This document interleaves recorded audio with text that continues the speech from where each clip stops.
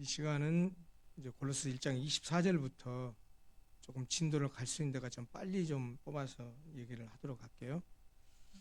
24절 본문부터 같이 한번 살펴보십시다. 이렇게 사도 바울이 말합니다. 나는 자기 자신을 얘기합니다.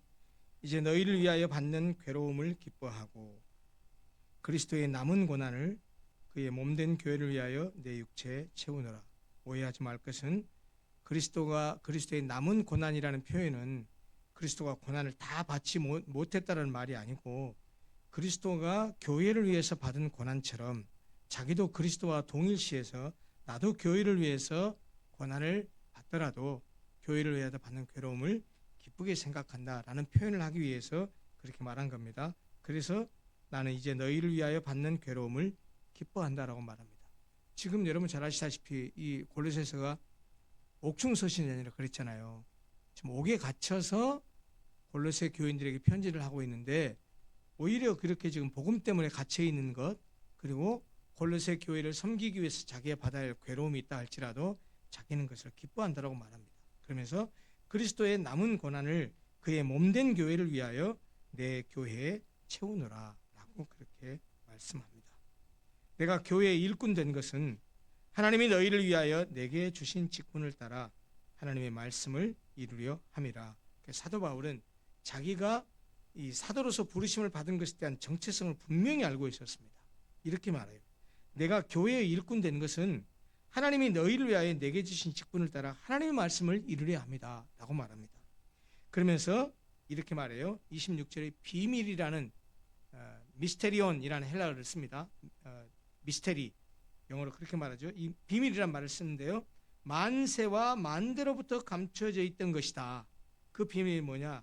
이제는 성도들에게 나타났다. 그 비밀이. 하나님이 그들로 하여금 이 비밀의 영광이 이방인 가운데 얼마나 풍성한지를 알게 하려 하심이라.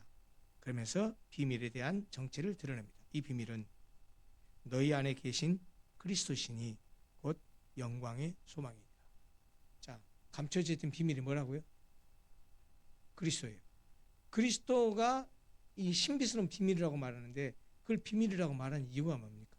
그리스도 안에 있으면 누구든지 영생과 죄로부터의 자유함을 얻는다라는 거예요. 이러한 비밀이 그리스도 안에 담겨 있다라는 얘기입니다.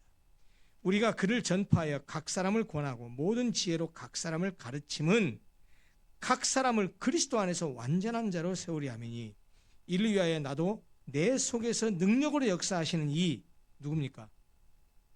내 속에서 능력으로 역사하시는 이 성령의 역사를 따라 힘을 다하여 수고한다 라고 말해요. 여러분 사도 바울이 교회를 위해서 일꾼 된 것을 기뻐하고 자기가 교회의 일꾼 됐다고 자기의 정체성을 얘기하는데 사실 교회를 위한 일꾼들, 사역자들은 사도 바울과 같은 이런 정체성을 분명히 가지고 있어야 돼요. 사람들을 그리스도 안에서 완전한 자로 세우기 위해서는 겁니다. 제가 여러분들 오늘 이렇게 성경을 같이 읽고 묵상하고 공부하는 이유도 뭐예요? 여러분들이 그리스도 안에서 완전한 자로 말씀을 깨달은 자로 세워지게 하기 위해서 돕기 위해서 이 일을 하는 것이죠. 그래서 사도 바울은 29절에 그렇게 말하잖아요. 이를 위하여 내 속에서 능력으로 역사하시느니 성령의 역사를 따라서 힘을 다해 나도 수고한다라고 말합니다. 사실 하나님이 우리에게 주신 그 직분들, 일들은 최선을 다해서 열심히 당연히 감당을 해야 되죠. 그것이 사역자들이 해야 할 마땅한 바고요. 그러고서 이제 2장으로 넘어가면 사도 바울이 더 구체적으로 얘기합니다. 보십시오. 내가 너희와 라오디게아에 있는 자들과 무릇 내 육신의 얼굴을 보지 못한 자들을 위하여 얼마나 힘쓰는지를 너희가 알기를 원하노니. 지금 사도 바울이 교회를 위해서 애쓰고 수고하는 것들을 너희들이 좀 알았으면 좋겠다라고 말합니다. 이는 그들로 마음의 위안을 받고 사랑 안에서 연합하여 확실한 이해의 모든 풍성함과 하나님의 비밀인 그리스도를 깨닫게 하려 함이니. 결국 사도 바울이 그렇게 라오디게아에 있는 자들 그리고 아직도 내가 육신으로 얼굴을 보지 못한 자들을 사실 골로새 교인들을 지칭하는 얘기예요. 보지 못했어요. 한 번도 제대로. 그런 사람들을 위해서 이렇게 복음의 진리를 설명하고 편지하고 하는 이유가 뭐냐면 하나님의 비밀은 그리스도를 너희들이 깨닫게 하기 위함이다 라고 말합니다. 그 안에는 그 비밀인 그리스도 안에는 지혜와 지식의 모든 보화가 감추어져 있느니라. 내가 이것을 말하면 아무도 교묘한 말로 너희를 속이지 못하게 하려 함이니 이는 내가 육신으로는 떠나 있으나 심령으로는 너희와 함께 있어 너희가 질서 있게 행함과 그리스도를 믿는 너희 믿음이 굳건한 것을 보고 기쁘게 봄이라. 그러므로 너희가 그리스도 예수를 주로 받았으니 그 안에서 행하되 그 안에서 뿌리를 박으며 세움을 받아 교훈을 받은 대로 믿음에 굳게 서서 감사함을 넘치게 하라. 6절과 7절이 핵심 구절이에요. 잘 보세요. 너희가 그리스도 예수를 주로 받았으니 지금 모든 능력과 보화가 비밀이 그리스도 안에 감춰져 있다고 했는데 그것을 너희들이 복음으로 받지 않았느냐. 그러니까 이제 어떻게 해라? 그 그리스도 안에서 행해라. 복음 안에서 행해라. 여러분, 신앙은요, 꼭 명심하십시오. 신앙은 머리로 하는 게 아닙니다. 내가 성경을 몇 번 읽었냐? 성경을 얼마나 아느냐? 신학적인 지식이 얼마나 있냐? 의미가 없는 건 아니에요. 그러나 신앙의 궁극적인 것은 뭐냐? 그 알면 무엇을 위한 알입니까? 그 알미 어디로 가야 됩니까? 지식이 어디로 연결돼야 됩니까? 우리의 손발로 행동으로 옮겨져야 돼요.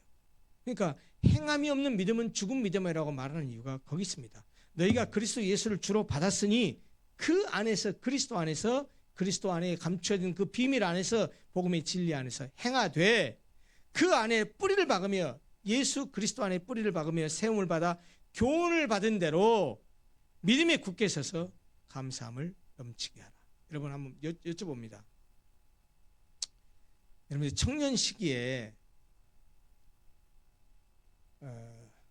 20대에서 30대 초중반까지 목사님도 그랬어요. 인생이 제일 불안한 시기예요.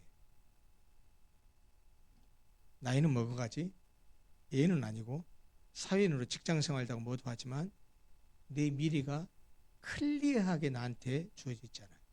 만약에 내가 가야 될 길이 분명하게 제시되어 있다고 한다면 진짜로 복받은 사람이에요.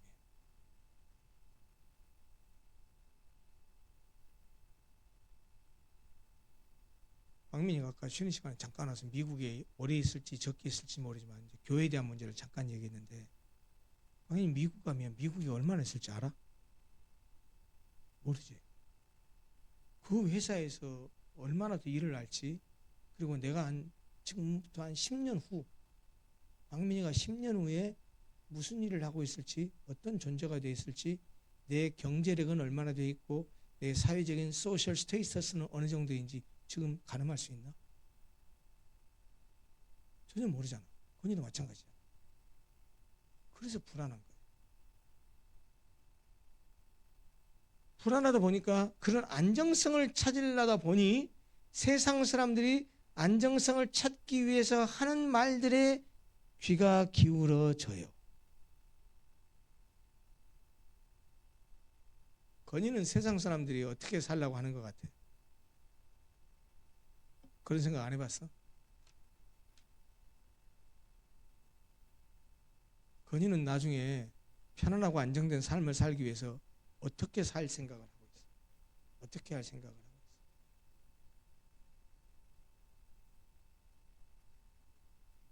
있어? 그렇지? 집 사고 차 사고 냉장고 사고 아파트도 사고 다 해야지. 그러려면 쇠 빠지게 일해야 되고 주식도 투자해서 대박 나면 좋겠고. 근데 목사님이 여러분보다 인생 한 3배는 산 것 같아. 2-3배 살았는데 인생이 내 마음대로 되는 게 아무것도 없어. 아무것도 없어. 우리 신앙인들이 가져야 될 생각과 자세가 뭐냐면 예솔이, 진솔이, 은솔이한테 은솔이는 좀 나이 차이가 많아서 어려서 그런 대화를 많이 못했지만 지금은 이제 은솔이하고 그런저런 얘기를 많이 해요. 예솔이, 진솔이는 이제 어려서부터 늘 밥상머리에 앉으면 그런 교육을 항상 했는데 내가 했던 말이 항상 있어요. 강조했던 말. 인생은 하나님 손 안에 있다. 인생은 하나님 손 안에 있다. 하나님 손 안에 있기 때문에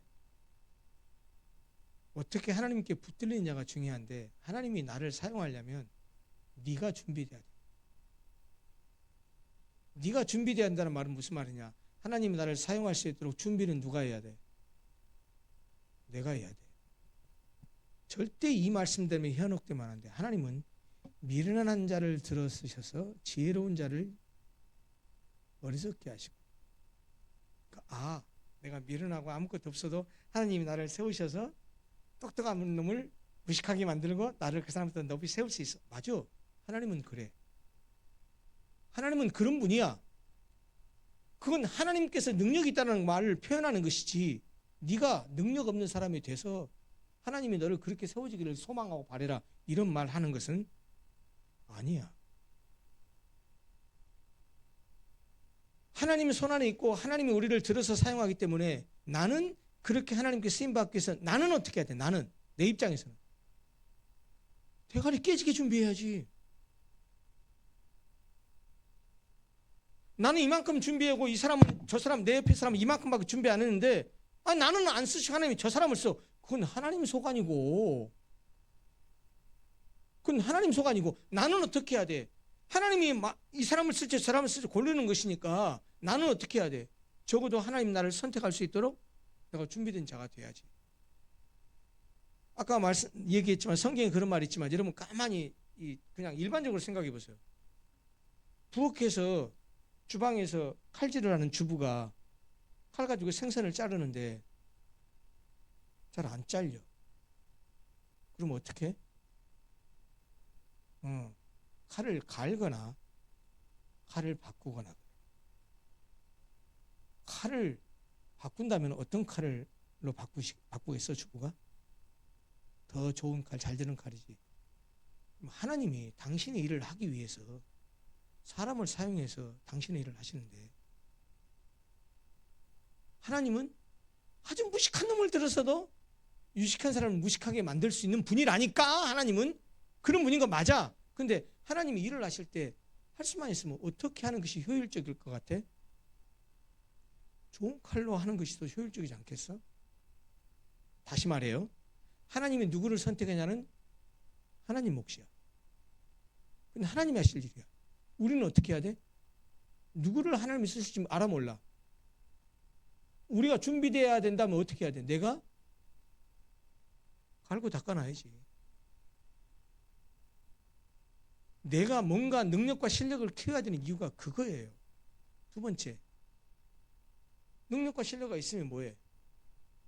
하나님 마음에 안 들면 하나님 마음에 들어야 되잖아. 그러니까 사실은 세상적으로 내가 열심히 최선을 다해서 능력과 실력을 갖추는 것도 필요하고, 신앙적으로는 하나님의 마음에 맞는 사람이 되는 것도 필요해요. 두 가지를 갖춰야 돼요. 하나가 실력이라면 하나는 신앙이에요. 그래야 하나님께 쓰임받을 수 있어요.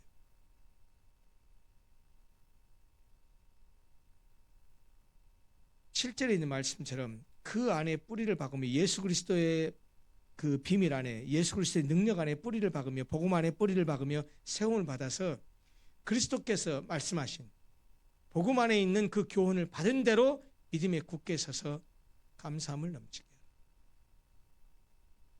8절에 이어서 신뢰하지 말아야 할 것들을 얘기합니다.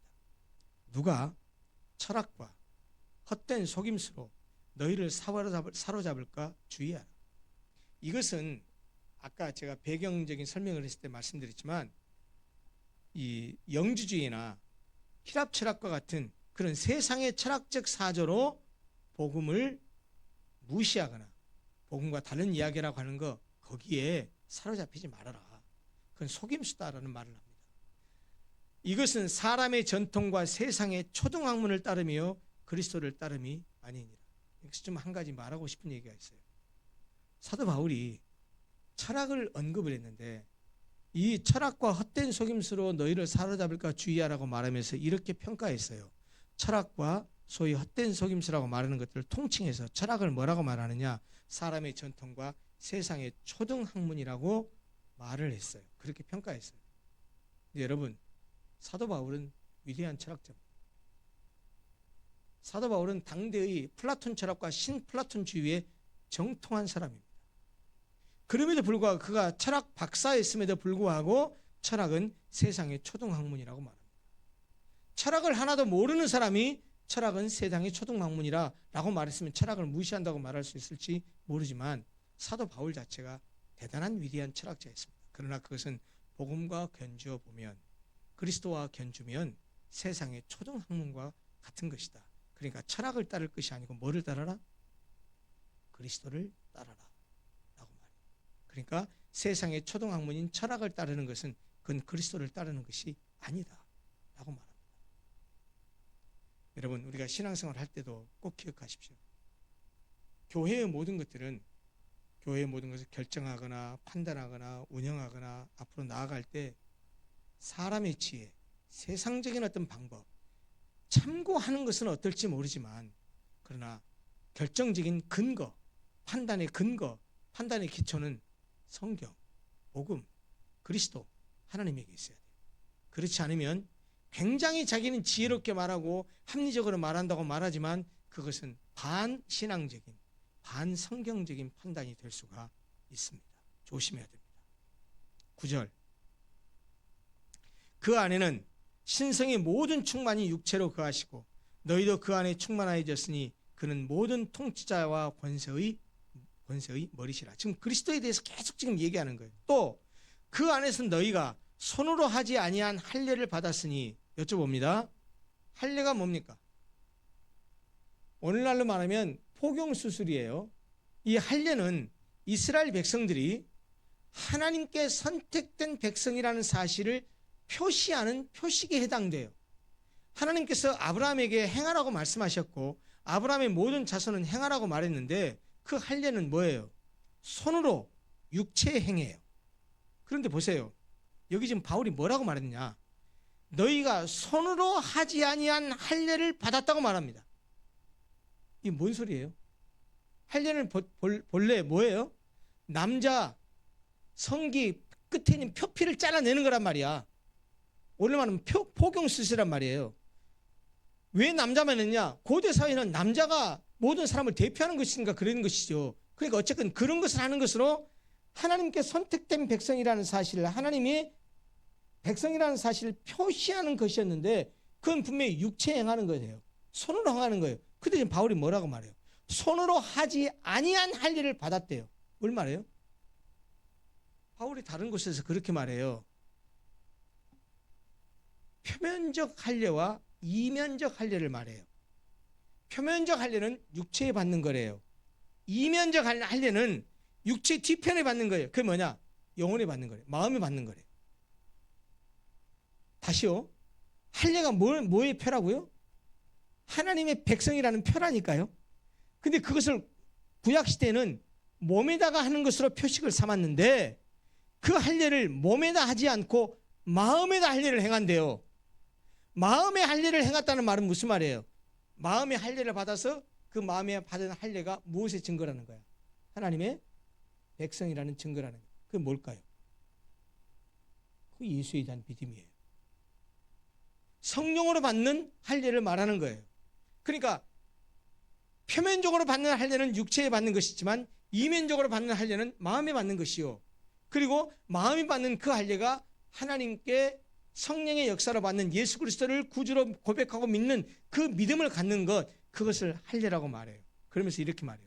그 안에서 너희가 손으로 하지 아니한 할례를 받았으니 곧 육의 몸을 벗는 것이요 마음의 할례를 받았다라는 말은 육의 몸을 벗는 것을 의미한다. 그리고 그것을 뭐라고 말했어요? 사도 바울이 그리스도의 할례래요. 그리스도의 할례. 그래서 결국 마음에 받는 할례는 누가 주는 할례? 성령을 통해서 그리스도가 주는 할례라고요.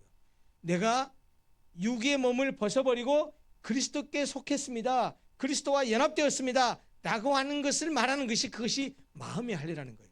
그것이 이면적 할례라는 거예요. 그것은 몸에 받는 것이 아니에요. 손으로 받는 것이 아니에요.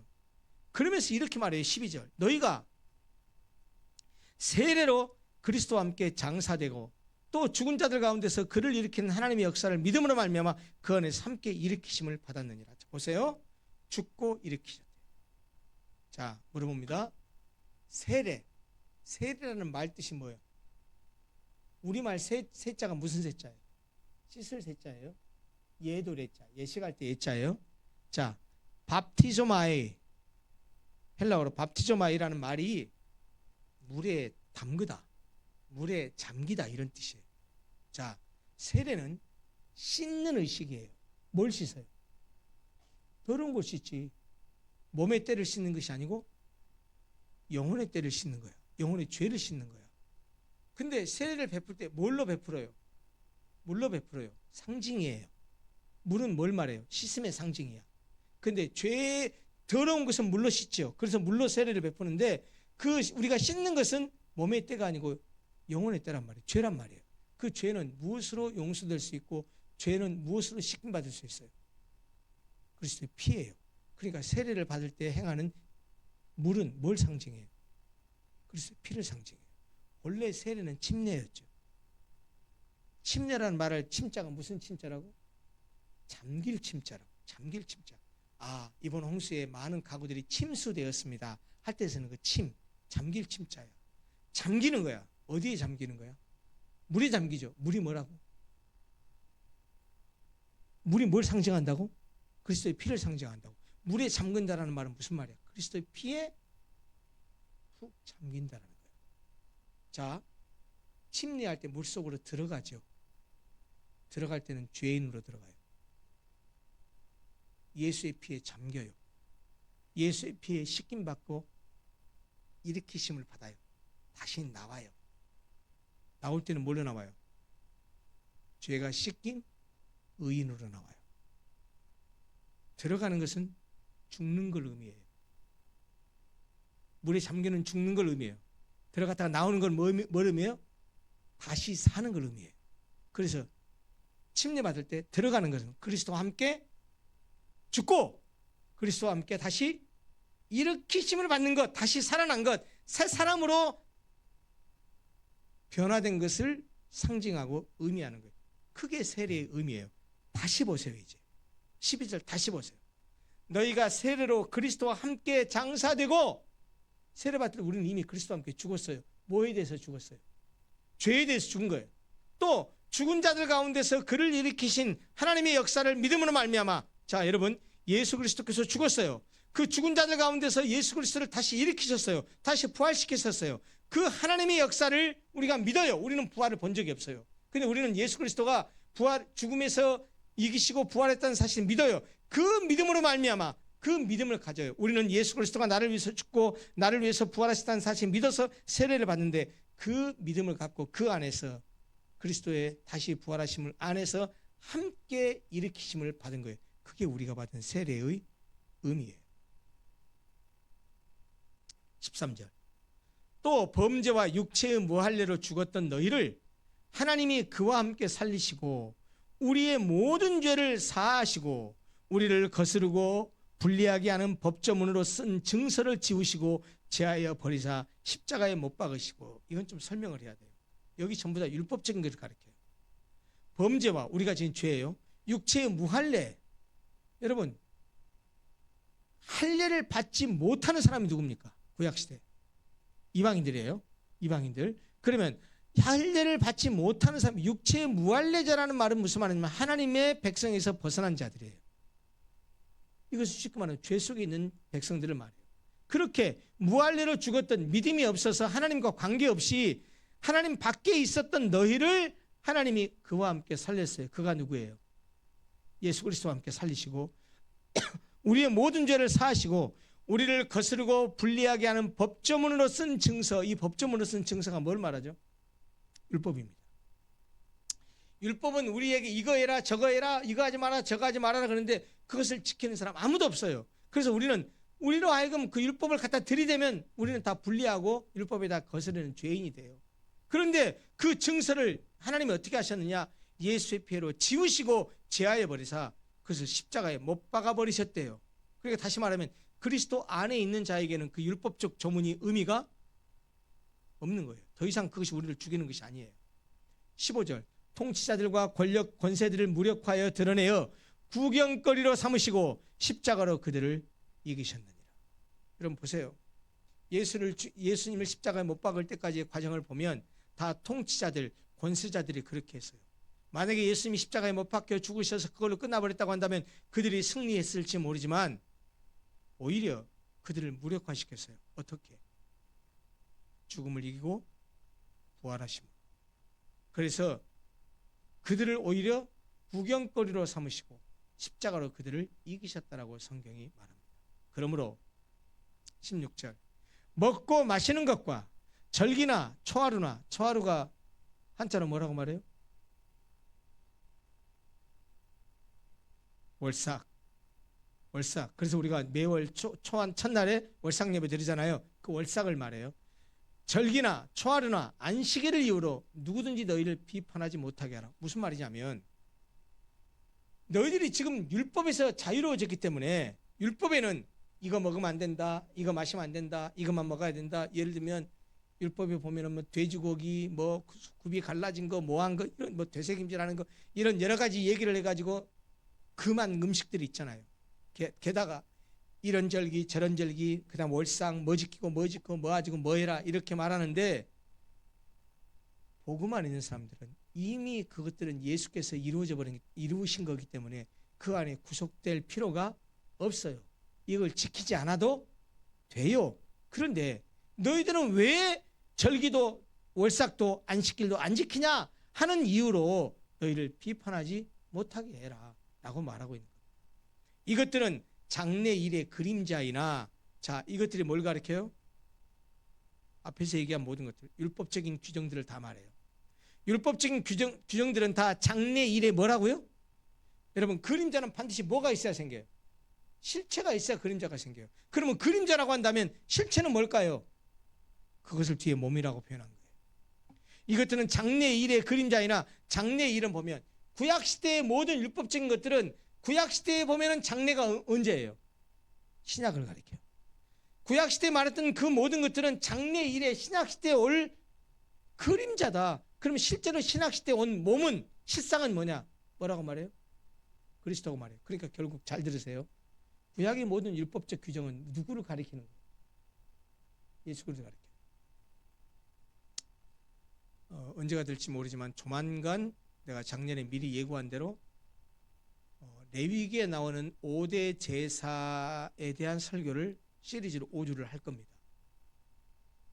그 5개의 제사, 번제, 소제, 화목제, 속건제, 속죄제, 5가지 제사. 이 제사들은 전부 다 제물을 잡아서 또는 고운 과류로 제물로 드렸어요. 근데 그것들이 전부 다 뭘 상징하는 거예요? 예수 그리스도를 예표하는 거예요. 그건 다 그림자예요. 실제 몸은, 실체는 뭐냐? 그리스도예요. 그 얘기를 하고 있는 거예요. 18절부터는 뭔 얘기를 하냐면, 이제 그들이 잘못된 복음 안에서 자꾸 혼탁한 세상적인 어떤 그런 사조나 이런 것들이 있다고 그랬잖아요. 그런 것들에 대해서 빠지지 말고 그런 것들을 이겨내라 라고 말합니다. 보세요. 이제 18절.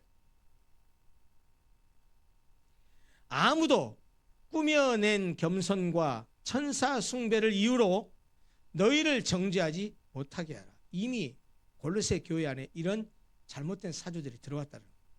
그가 본 것에 의지하여 그 육신의 생각을 따라 헛되이 과장하고 머리를 붙들지 아니하는지라. 이 머리는 뭘 말할까요? 예, 교회의 머리를 얘기해요. 누구를 붙들지 아니하는 거예요? 그리스도를 붙들지 아니하는 거예요. 뭐가? 꾸며낸 겸손과 천사 숭배 같은 잘못된 그런 이단적 사설들, 그것은 머리를 붙든 것이 아니라는 거예요. 교회의 머리이신 예수 그리스도를 붙든 것이 아니라는 거예요.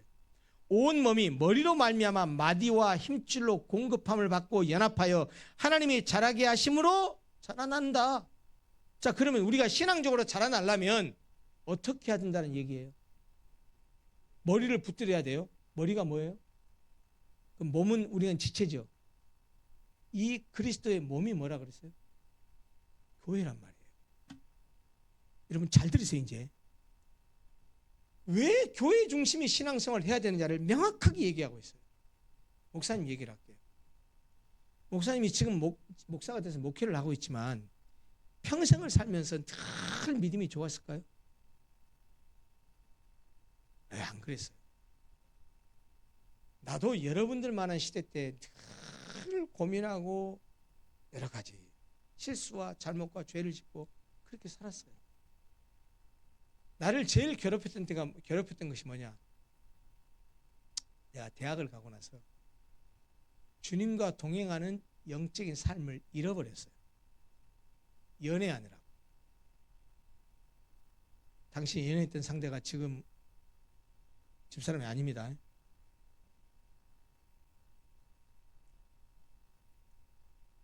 그런데 연애하면서 자매에게 좀 과한 표현 쓸게요. 미쳐서 살다 보니 하나님에 대한 사랑과 관심이 어디로 가? 여친한테 간 거야. 광민이도 그러지 않나 잘 살펴야 돼.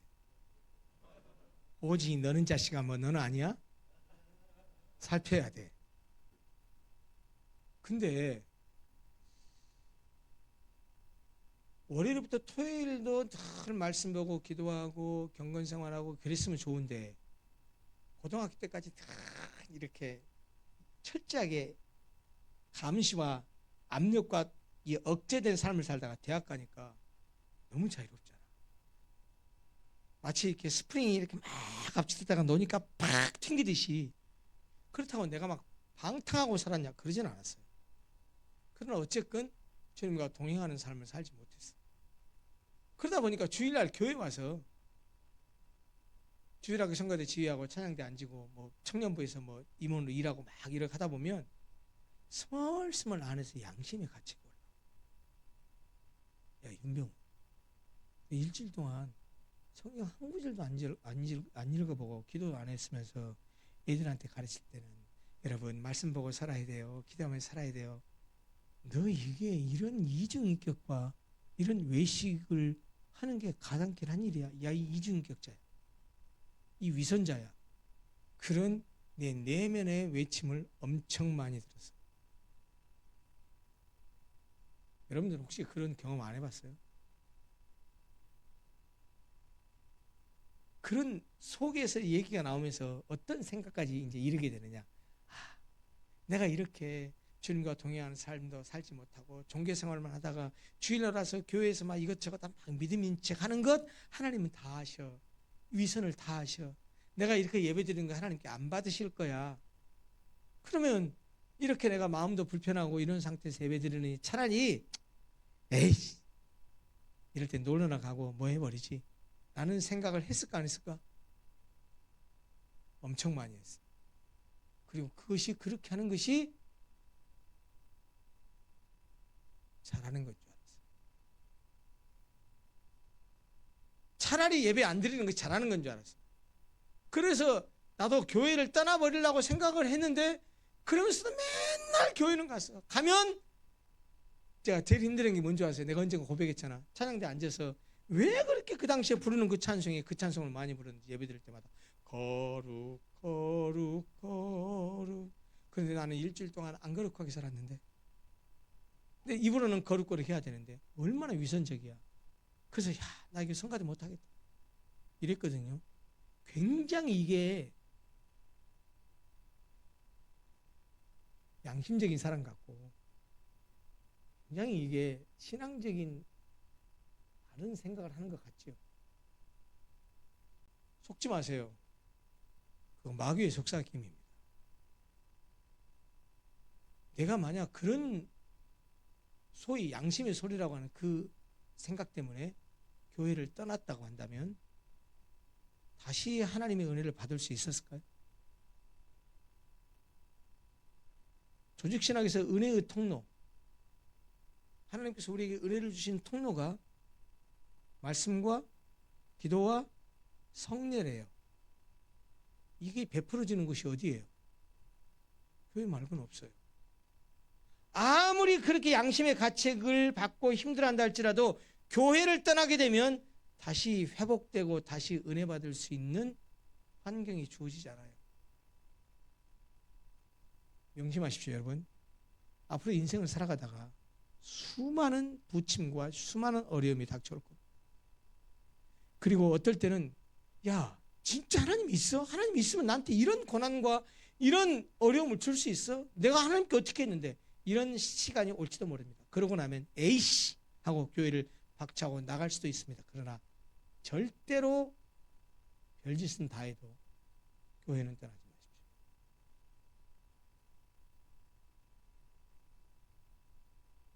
아무리 예배 드리면서 하나님 사실 당신 있어요? 나 하나님 못 믿겠어요. 이런다 할지라도 교회는 떠나지 마십시오. 왜 그래요? 몸이신 예수 그리스도의 그 머리이신 예수 그리스도의 몸 안에 붙어 있어야 예수 그리스도로부터 마디와 힘줄로 공급받는 하나님의 은혜를 입을 수 있기 때문에. 다시 19절 보세요. 온 몸이 머리로 말미암아 마디와 힘줄로 공급함을 받고 연합하여 하나님이 자라게 하심으로 자라느니라. 우리가 믿음이 자라려면 어디에 찰싹 달라붙어 있어야 돼요? 머리이신 예수 그리스도 그리고 몸이신 교회에 달라붙어 있어야 한다는 거예요. 그래서 이렇게 말해요. 20절 너희가 초등학문에서 세상의 초등학문에서 그리스도와 함께 죽었거든. 이게 무슨 말일까? 세상의 초등학문에서 그리스도와 함께 죽었다라는 말은 세상의 초등학문, 철학적 사조, 세상 사람들의 주장 이런 것들 다 그리스도 안에서 버렸다. 그걸 무가치한 것으로 버렸다라는 걸 의미하죠. 그랬거든. 어찌하여 세상에 사는 것과 같이 규례에 순종하느냐.